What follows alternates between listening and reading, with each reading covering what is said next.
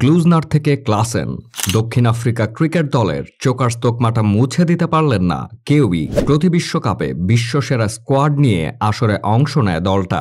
তবুও এ দলটার পক্ষে বাজি ধরতে আপনার ভাবতে হবে 10 বার।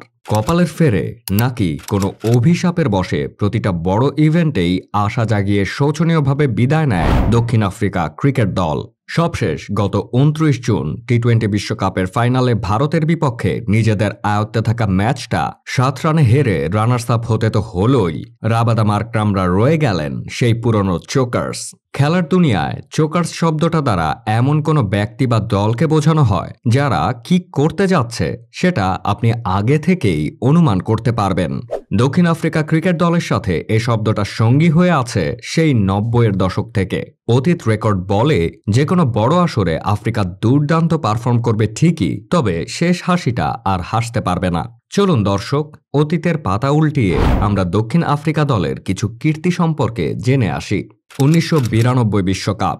বর্ণবাদী নীতির কারণে 60-এর দশকে ক্রিকেট থেকে নির্বাসনে পাঠানো হয়েছিল দক্ষিণ আফ্রিকাকে। পরবর্তীতে 90-এর দশকে এ নীতি থেকে সরে আসার পর তাদের নির্বাসনের সময়ও শেষ হয়। 1992 সালে প্রথমবারের মতো আফ্রিকা অংশ নেয় অস্ট্রেলিয়া এবং নিউজিল্যান্ডে যৌথভাবে আয়োজিত বেনসন অ্যান্ড হেজেস ক্রিকেট বিশ্বকাপে। নিজেদের প্রথম বিশ্বকাপ খেলতে এসেই দক্ষিণ আফ্রিকা সেমিফাইনালে পৌঁছে যায়। সেমিতে প্রতিপক্ষ ইংল্যান্ডের বিপক্ষে বৃষ্টিবিঘ্নিত এক ম্যাচে অদ্ভুত ডাকওয়ার্থ লুইস সমীকরণের মুখোমুখি পড়ে বিশ্বকাপ থেকে বিদায় নিতে হয় দক্ষিণ আফ্রিকাকে। 1996 বিশ্বকাপ। ভারত, পাকিস্তান এবং শ্রীলঙ্কার যৌথ আয়োজনে বিশ্বকাপের এই সংস্করণে নকআউট পর্ব শুরু হয় কোয়ার্টার ফাইনাল থেকে। দক্ষিণ আফ্রিকা গ্রুপ পর্বে দুর্দান্ত পারফর্ম করে কোয়ার্টার ফাইনালে পৌঁছে যায়। এবার প্রতিপক্ষ ওয়েস্ট ইন্ডিজ। কিংবদন্তি ব্রায়ান লারার শৈল্পিক এক সেঞ্চুরিতে ভর দিয়ে উইন্ডিজ 264 রানের পুঁজি পায়। টার্গেট চেস করতে নেমে মাত্র 4 উইকেটে 186 রান তুলে ফেলে দক্ষিণ আফ্রিকা। কিন্তু এই জেতা ম্যাচ হেরেও সেবার আসর থেকে বিদায় নিয়েছিল তারা। 1999 বিশ্বকাপ। বিশ্বকাপের এ আসরটা ছিল আসলে দক্ষিণ আফ্রিকার কিংবদন্তি অলরাউন্ডার ল্যান্স ক্লুজনারের বিশ্বকাপ। সেবার পুরো পৃথিবীর ক্রিকেট ভক্তরা এক অতি মানবীয় ক্রিকেটারের পারফরম্যান্স দেখেছিল। জুলু হিসেবে অধিক সমাদৃত ক্লুজনার যেন একাই সেবার দক্ষিণ আফ্রিকাকে টেনে তুলেছিলেন সেমিফাইনালে। মোট 4 বার তিনি ম্যাচ সেরার পুরস্কার পান। প্রায় 140 গড়ে সে আসরে তিনি করেছিলেন 281 রান। বল হাতেও ছিলেন উজ্জ্বল। মাত্র 20 গড়ে পেয়েছিলেন 17 উইকেট। অসাধারণ নৈপুণ্যের কারণে বিশ্বকাপের সে আসরের টুর্নামেন্ট সেরার পুরস্কারও ওঠে ক্লুজনারের হাতে।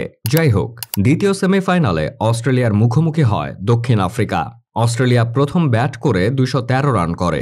Gary Kirsten, Herschelle Gibbs, Jack ক্যালিসের দক্ষিণ আফ্রিকা 214 রানের টার্গেটে খেলতে নামে। একটা সময় ম্যাচটার কন্ট্রোলে যায় দক্ষিণ আফ্রিকা।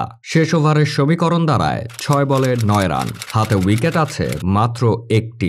বোলার ডেমিয়েন ফ্লেমিংকে প্রথম 2 বলে পরপর দুটো 4 হাঁকিয়ে আফ্রিকাকে জয়ের বন্দরে নিয়ে যান ক্লুজনার।